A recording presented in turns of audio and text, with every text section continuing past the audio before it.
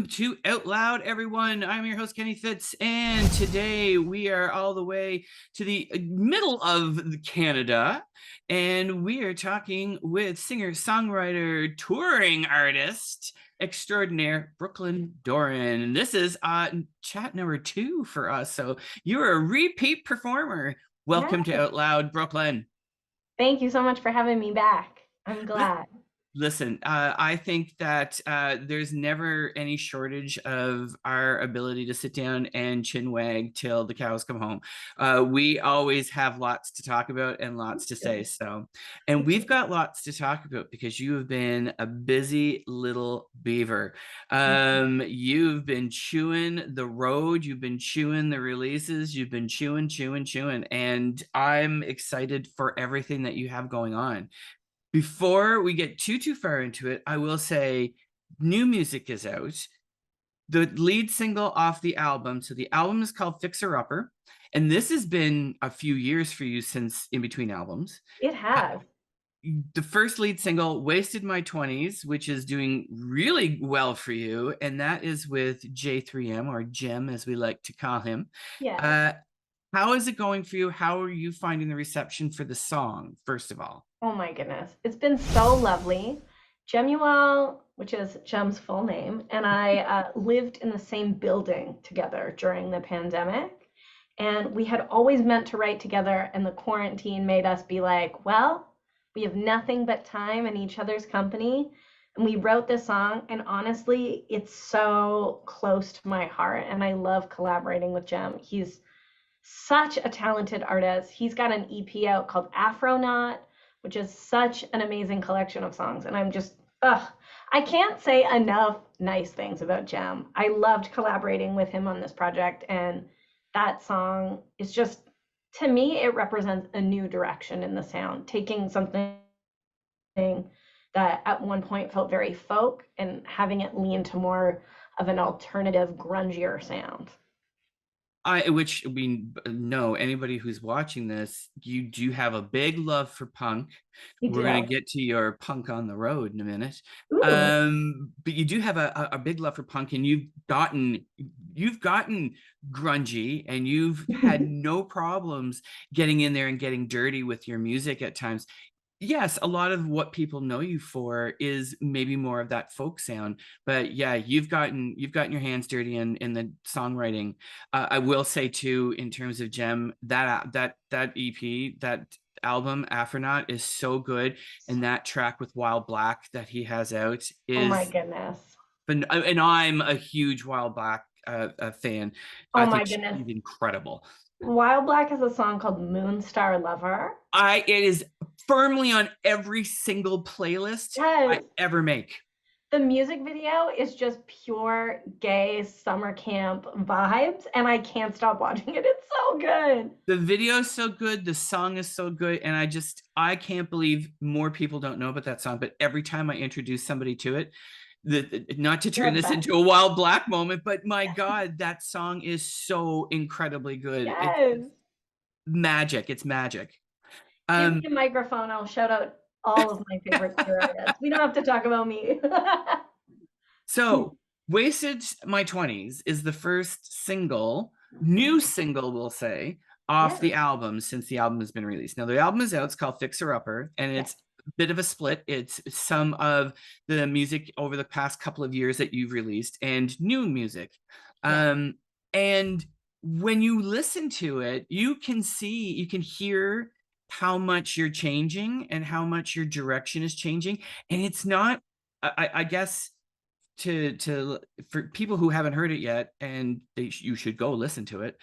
um for those who are interested, it's not like it's progression, and it's also not these hard, all of a sudden one song like this, the next song is like softer.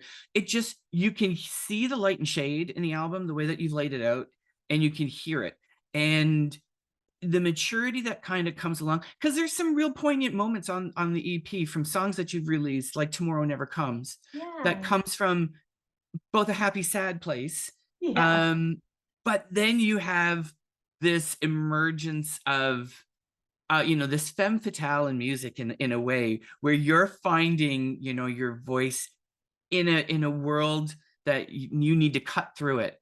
And it's seamless. I find it very seamless. So I'd say kudos to you for being able to do that, because sometimes when people decide, I'm going to go in a different direction, you can feel it and it can feel maybe a little bit clunky, or maybe it's come out of nowhere. This doesn't Yeah. feel like that. And I think what it does is it sets you up for such a great trajectory into the music that you want to do. Now, Thank you. that being said, that was a big mouthful. I love Um, Fixer Upper as an album for you, how did you approach it when you it. started getting into the new music? It was so interesting. We had most of the songs cut in 2019 with the idea that After Tomorrow Never Comes was released in February of 2020, we would release the record in March of 2020. And then pandemic. And we all know what happened in March of 2020. So I sat on those songs for a really long time. And some of the songs I decided to release as singles, just to bridge the gap between albums. We didn't know what the world was looking like at that time. And then I had the opportunity to go back into the studio with my co writer and producer friend Dan Hosh, and we listened to the songs again.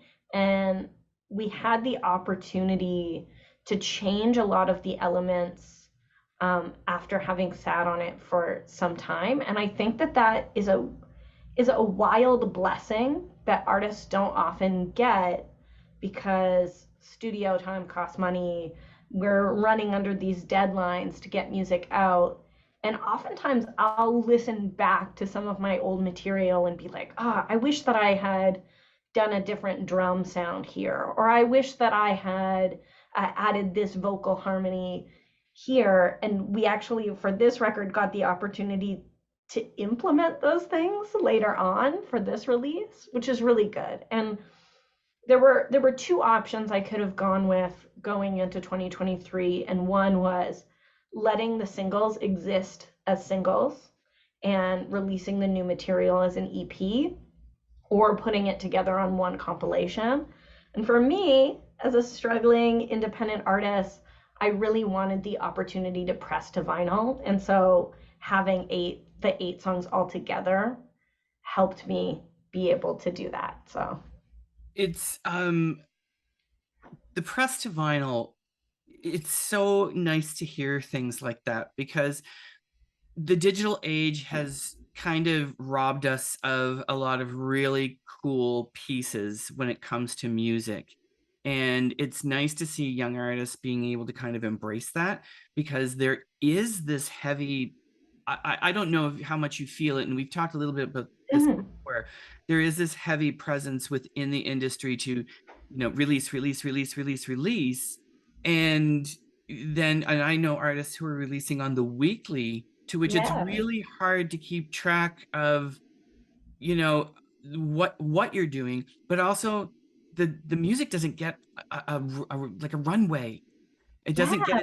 a chance to breathe and live out there. But there is that pressure, Mhm. streaming. And so it's nice to hear things like that, and wanting to be able to set up vinyl, and wanting to be able to have those moments that you grew up with, that probably the heroes and the icons of music that have invested yourself in as a growing artist, being able to play in that same kind of environment and have those same kind of Mhm. moments. And I think there's a magic there that has been lost a little bit. And I think that it's nice to see it kind of starting to come back a bit.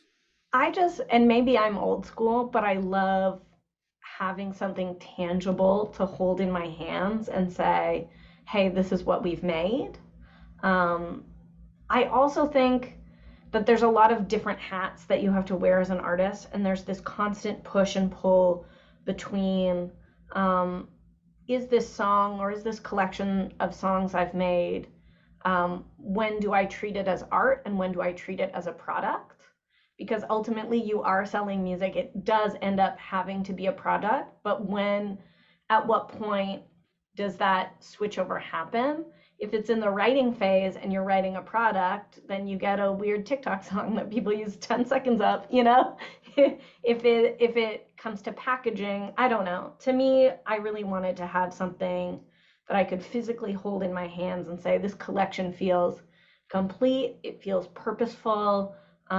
We've put a lot of artistic thought into the layout and the design and the order of the tracks.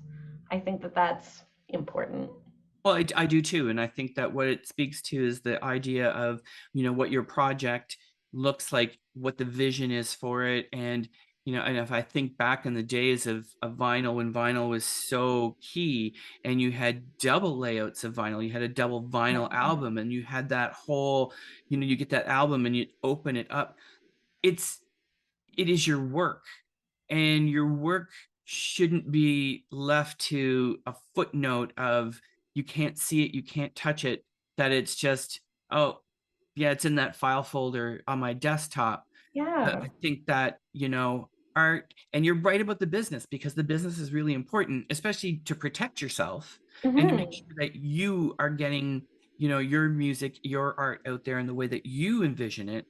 But it really does come back to this whole balance of, you need to be able to be, I guess, not maybe satisfied, but at least you have to feel like you've done your due diligence with your own artwork, Absolutely. if that Yes. makes sense. And I have a very interesting theory. I have a very interesting opinion when it comes to streaming music. I know some people are very no, and some people are very like, yeah. For me, um, I'm a Spotify user. I use Spotify all the time. I make playlists. I discover all of my favorite artists using Spotify algorithms. I check out the Q32 every week. Sometimes I vote for myself. And That's allowed. yeah, and I've discovered so many cool artists through that. But that being said, once I discover an artist through Spotify and they become my new favorite artist, I want to buy their merch. I want to support them in a tangible way where they're actually receiving some kind of monetary support other than me streaming and sharing their music. And so I like the concept of releasing singles and using Spotify and Apple Music and Amazon as tools to get people to find out about my art. And then once they find out about it, my hope is that they'll come to a show or they'll buy a record or they'll interact with me on social media or do something that continues the conversation beyond just streaming that song. Yeah, and I think that you're right about that. I think for Spotify, and not to give them too much hype, but what it really is, it's a means to an end for me, because I want people to know that the artist exists. In order Yes. for people to know that the artist exists, you have to put them in a situation for people to be able to discover them, and that's playlists, or like charts like we do, and things like that. And and is it guaranteed monumental streams? Not necessarily, but could it mean somebody taking the chance and going to see them live, or following them on other platforms, or buying their merch, or introducing them to another friend who really, really likes music and spreading it that way? That's the importance of it. Yeah. Really, it's it's a means to an end, but if used well and it doesn't become the end all be all, it can be a great way to introduce artists to Yeah. audience. Well, and that's why the work that you do is so important through Q. A random aside, I've started a community radio program with my friend Cole in Peterborough, Ontario, where we live. And just last week, we were doing an episode on Pride, and we were looking for specifically Canadian queer artists to uplift through our community radio show. And I went to the artist directory on Q to find artists that aren't in my personal network of artists who I know, so that I could find new artists, so that I could expose those new artists to our radio listening audience. And so it's really important that you have something like your artist directory, so that I can then find their music and support them in that way. It's yeah, and I think that and thank you for that. First of all, it's getting there. It's certainly getting there, but Yeah. it really is important because I just think the how many artists out there who are faceless, voiceless because they can't find a place to be heard and seen, and it's Hmm. so important, you know. And when you do find them, and I again, it's easy for me to say I'm in the nonprofit, realm. I'm not trying to be a billboard or anything like that. Hmm. But when you do find them, you can't forget about them because they need that support. You know, Absolutely. you take time. You went on tour, two tours. We're going to talk about that in just a second. While you're gone, you're still doing your things, but you can't forget about the artists that are out there because they are doing really cool things. And artists are creating moments for you to champion. And I think that it is a balance, but we need to be supporting the artists. That's the end. When it comes back to it, we need to make sure that we're introducing artists, but also to audiences, especially youth. Anyway, that Anyway. is that is my soapbox. I will toss it in the corner for the moment. I love it. I feel like we could chat for hours. This is great. I could. I just think that we do the same thing. We encourage people to get involved in different things and to take notice of different things. Um, we need to, as a community, do it for ourselves and for our artists because nobody else is going to. And I mean, I will say it, and it's easy for me to say, but the music, I will say 8 times out of 10 is just as good, if not better, than a lot of what's being given the platforms, the stages, and the opportunities. The music is Absolutely. good. People need to get over the fact that people, it may be coming from same-sex pronouns being written, or it may be, more campy than usual because Yeah, camp is good too and done well. love it. But people need to get over that because the music is good. And Yes. but so mentioned tours a few times. Yes, You were out on tour I with was. the Cancer Bats. You guys went Yes. to the UK and did quite a few dates in the Mm-hmm. UK. Yeah, we Um, did. Tell us about the journey. Tell us about that tour. Tell us how much fun it was. What were the highlights, the takeaways, all of it. Okay, I will go back to the beginning. I've been buddies with the Cancer Bats for a really long time. Liam and Jay and Mikey have been in my life since like 2012. It's been a wild ride. And when they were recording their record, Psychic Jailbreak, they were recording in Winnipeg, Manitoba, which is a hop, skip, and a jump from my hometown in Kenora. So they invited me up to sing because I was home visiting my mom. And I just jumped on the track, and it was just a beautiful duet that we did together. And I'm really stoked that they asked me to sing. And since then, I've been touring with them. We've been singing that song together. This upcoming Saturday, we're playing the Budweiser stage in Toronto, opening for Cypress Hill and Billy Talent, which is like Whoa. 14-year-old me is screaming as if I get to do that. That's a stage I could never have dreamed to have the opportunity to perform on. And so through that avenue of singing with that band, a lot of really cool things have happened. I got to go to England. That's so fun. I'd never been to England before, and the shows were great. We met a, a bunch of really cool bands. Witch Fever, which is a punk band of all women and non-binary folks, which just fucking rocks. And I never would have come across their music had I not met them and been at England in England watching one of their shows. It was just I love it. So how many dates did you do?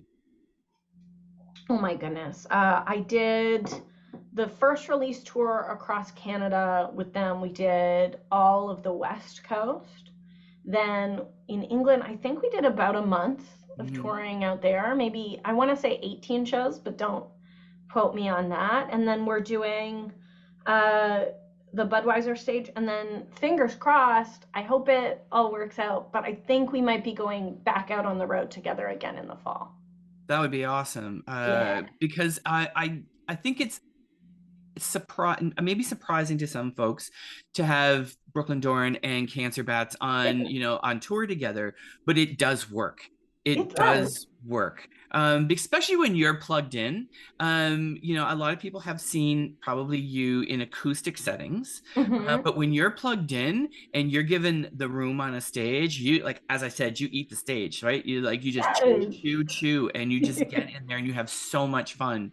I watch your videos, like, whenever time I see anything live that's kind of Mhm. out there, I have to kind of go check it out. And because Yes. you do have so much fun, and you take some of your music and it's like you put the turbo on it, and it's like, Yeah. I'm going out and it's going to be out there. And yeah, in an acoustic setting it'll sound like this, but I'm backed now, and I've got Yes. some room to move. And then you just Yes. plug it in and you put the turbo on, and it's so much fun to watch because you are having a great time out there. The Yeah. Give it that stage, growl.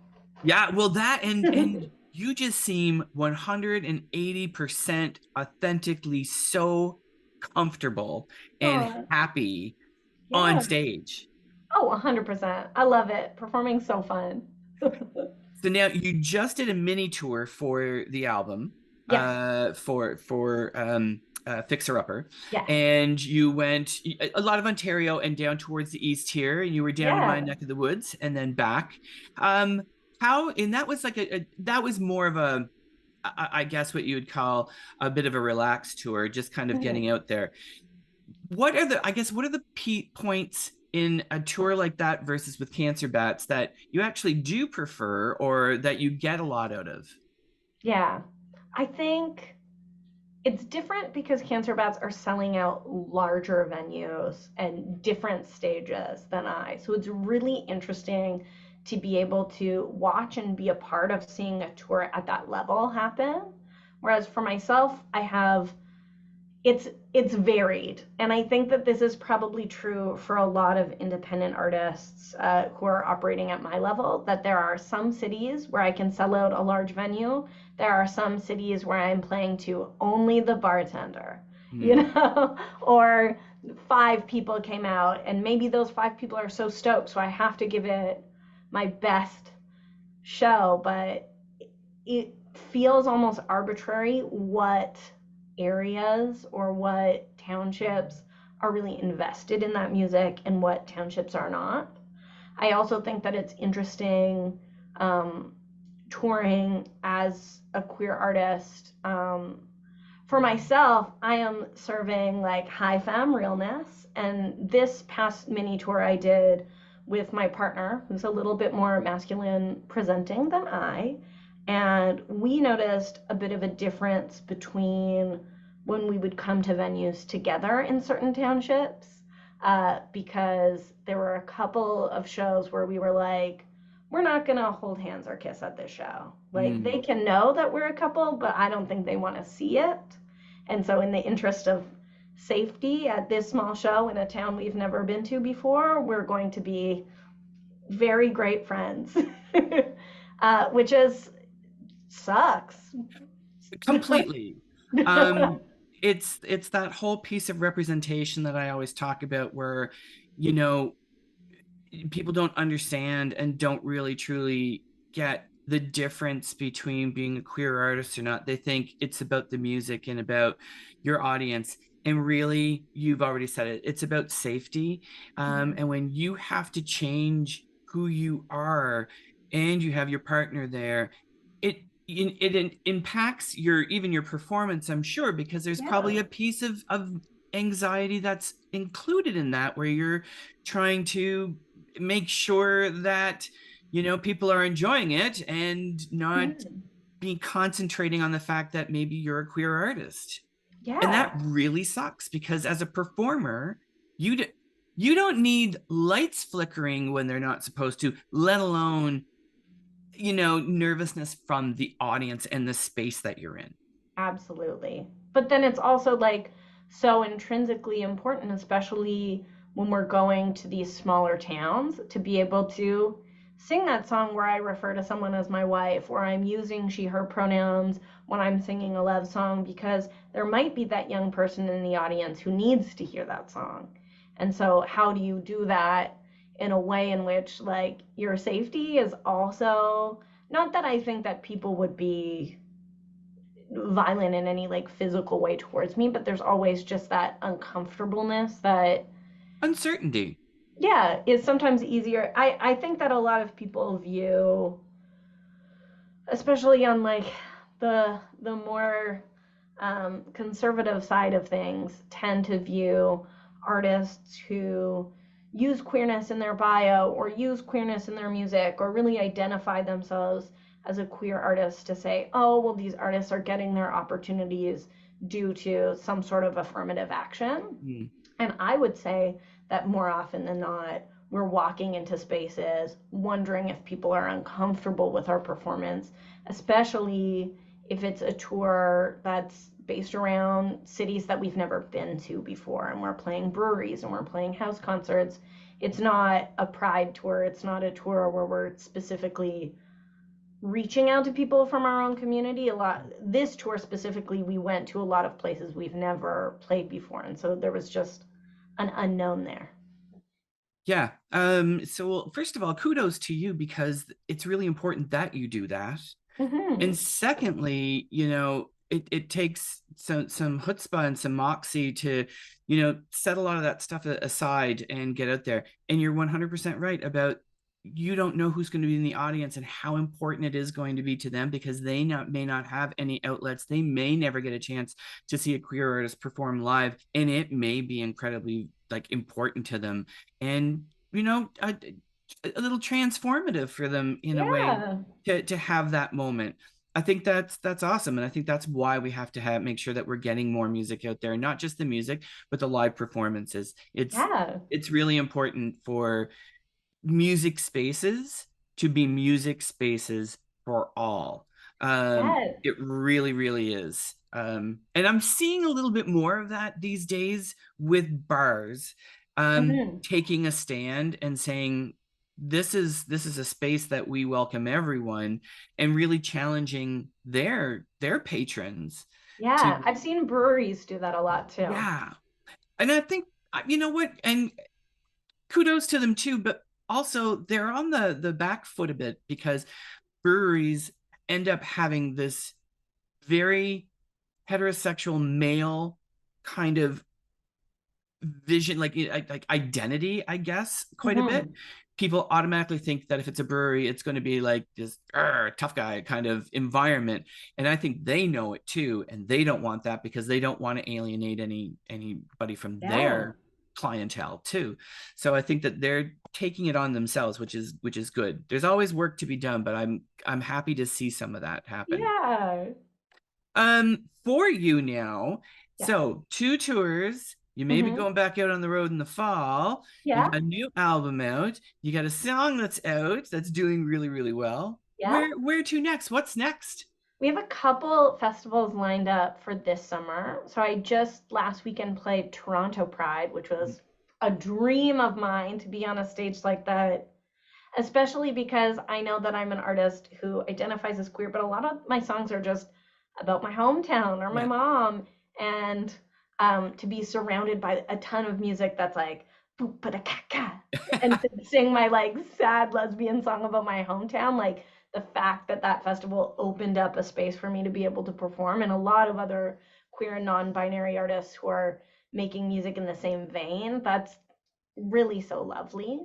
um, I know on my stage, we had artists in the disabled community perform. We had artists of color perform. We had non-binary people perform. It was like a wonderful cross section of incredible queer artists from all walks of life coming together to make music. So I loved that. And then this summer, I am playing at Peterborough Folk Fest. I just got asked to perform at Sudbury Pride, which is so exciting for me because that is a rural Northern Ontario town that I think more so than Toronto needs to have a pride. So I'm really excited to be there and perform. Um, and yeah, I'm just getting out there playing as much as I can. The song that's currently out, which is Wasted My 20s, Yes. with Jem, uh, collaboration wise. Anything else happening there? Because I know that you've been doing some writing with lots of different folks, and I've seen some Yeah. things online. Anything we should be excited about? Ooh. Yeah, I just finished a writing section session actually 2 days ago with my friend Mike Tompa, who's a songwriter slash producer who also produced the track Wasted My 20s. And we wrote a really beautiful song together that I hope to get into the studio in August to complete. So, That is awesome. So there's lots more to come, is what you're saying. yes. Do you see where do you see how I try to hold people's feet to the fire? It's like, tell me there's more coming. I can't just have Yes. just this. I love it. Yes, absolutely. More coming for sure. Awesome. Well, listen, thank you so much for stopping in and chatting with me. I mean, we've done this a few times, and I think Yeah. we'll do it a few more. I'm definitely, we've talked about this, and I've got to work out the details, but we're going to do that co-host on the radio business Yes. soon, soon. But I guess I'm just excited for everything that's kind of happening with Yeah. you. Every time we have an interview together, it always ends in such a deep chat. And I love that for us. That's great. I do too. I mean, the thing is, I think you have to make space for people to be able to talk about the things that are important to them and give them that room. Anybody can do a 10-minute, 5-minute kind of give me the details or whatnot and then send you on your way. But I think that artists really need to be able to explore conversation Yeah. around things that are important to them. I think your fans want to hear, what you're interested in. And really, I think that it's important to give vehicles and create vehicles for artists to be able to explore that, not only for themselves, but for audiences. And for me, I like to learn all of that stuff. I like to know, all the fun details, but also the things that are important. I Me think that we too. don't spend enough time conversing. Yes. We I feel like we Everything gets. always have great combos though. Yes. Well, that's It's what we do. So that we're going to have to create our own podcast. Maybe we'll have to create our own show. great. Let's do it. I'm I'll, down. 100%. okay. Let's go. Well, until next time, then, Yes. folks, this has been Brooklyn Doran. The EP, the album, I should say, is called Yeah. Fixer Upper. The song is Wasted My 20s. Check out her socials online at Brooklyn Doran.